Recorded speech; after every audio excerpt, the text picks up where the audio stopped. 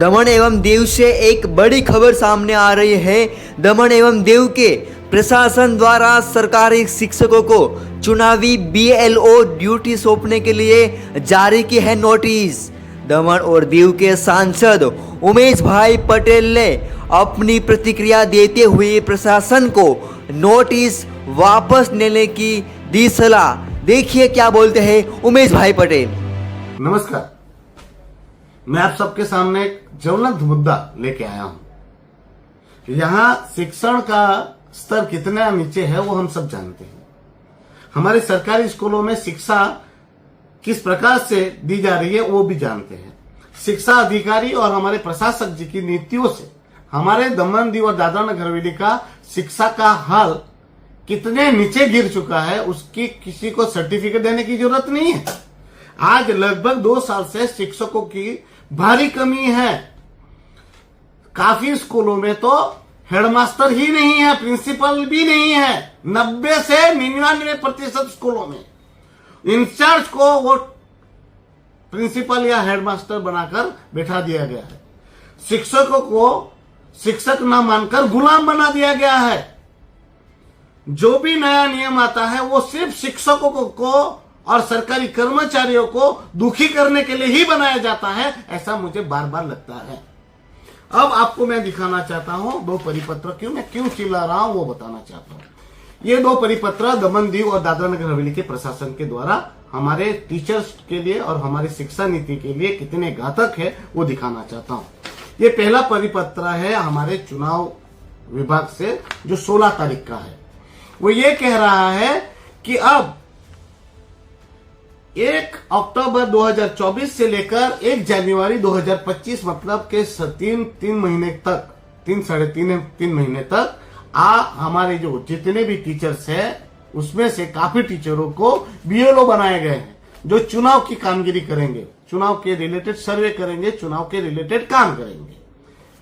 अब दूसरे दिन हमारे शिक्षा विभाग का ये दूसरा परिपत्र आता है और ये कह रहा है परिपत्र के सेकेंडरी और हाई सेकेंडरी स्कूल जितनी भी सरकारी स्कूल है उनके टीचरों को हमारी स्कूलों में क्या करना है तो 15 नवंबर तक सारे सिलेबस खत्म करना है, उसके बाद रिपीटेशन कराना है। अब मैं पूछना चाहता हूं, शिक्षक कोई जादूगर है?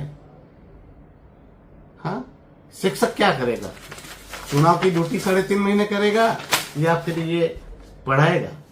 आप सबको पता है स्कूलों में शिक्षक नाम के बराबर है, सिर्फ नाम के लिए शिक्षक भर के रखे हैं ऐसा लग रहा है। क्यों? क्योंकि जितना एनरोलमेंट होता है, जितने बच्चों का दाखिला होता है उसके प्रमाण में 30 से 35% ही शिक्षक होने की बात मुझे बार बार मिली है, जिसको मैंने संसद के पटल पर भी छोड़ा।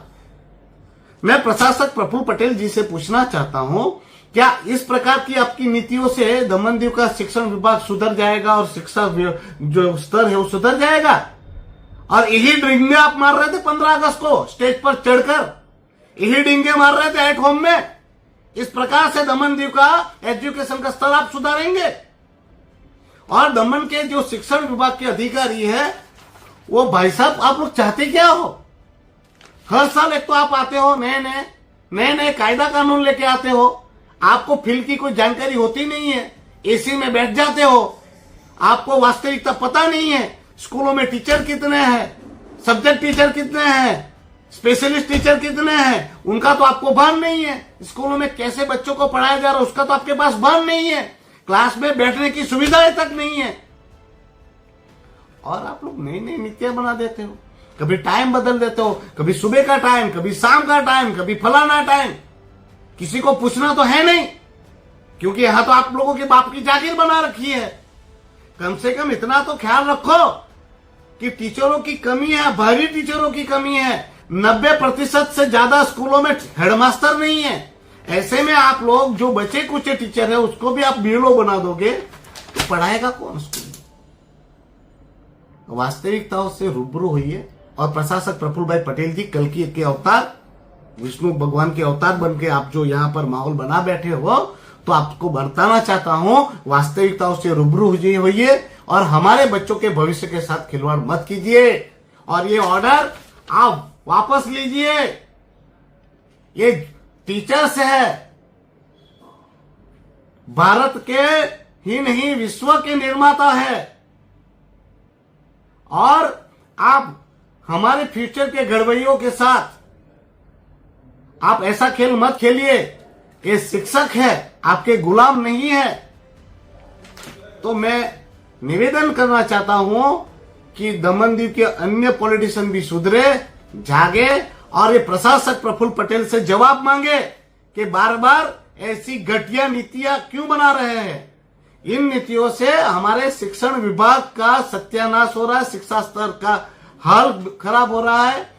तो आप सभी से निवेदन करता हूं कि इस ऑर्डर को वापस लेने के लिए प्रशासक जी को कहिए। और मैं भी आपके माध्यम से कहना चाहता हूं कि थोड़ा रहम कीजिए हम पर, और हमारे बच्चों पर भी दया कीजिए, और हमारे टीचर मित्रों पर भी दया कीजिए, रहम कीजिए, और हमारे लोगों पर रहम करके ऐसा निर्दयी फैसला मत थोपिए।